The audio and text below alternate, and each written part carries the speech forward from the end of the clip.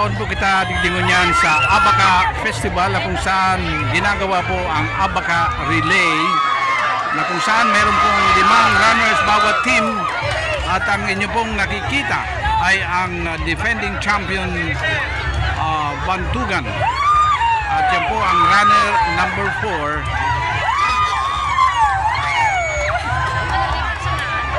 4 Rastri Relay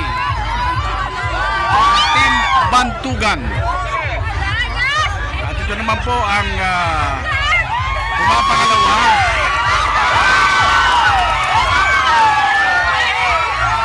Team Pagsangaan.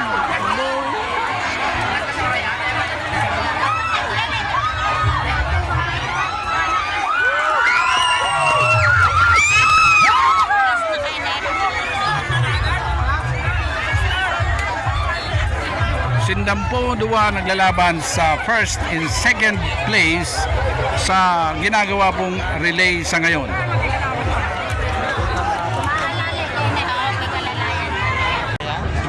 Nagdadangadang na po ang runner number 4 ng Team Lidong at sila po ang pumapangatlo sa ngayon at yan po nakikita nyo nakayapak pa sa init ng simento at yun po ang makapalit po sila dahil po ito ay isang relay. Yan po ang ikinakarga na po sa balikat ng runner number 5.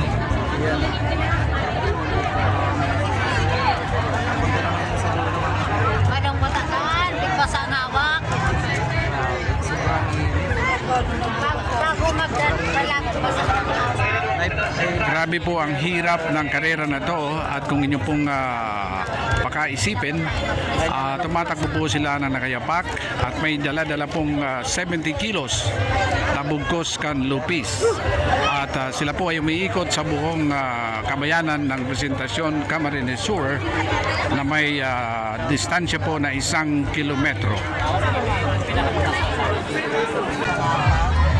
Yan na po ang runner number 4 ng Team Pagsangaan. Makikita po natin.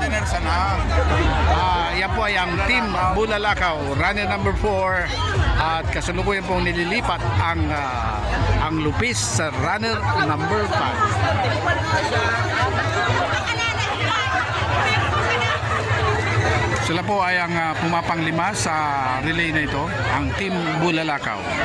Oh, yeah, no.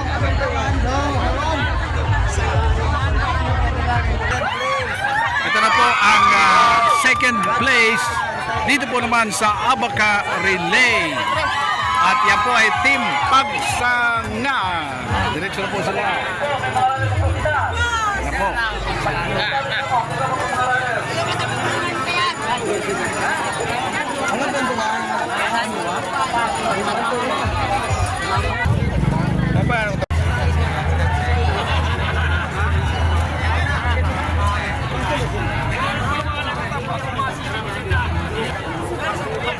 Sa kanya po, ikaw pa po ng mga dalawang runners ang natitira. Nagkaroon na po tayo ng champion ng second place at ng third place. Hinihintay pa po natin, ngunit tayo po ay may mag-wind up na sapagkat lobat na po ang ating GoPro.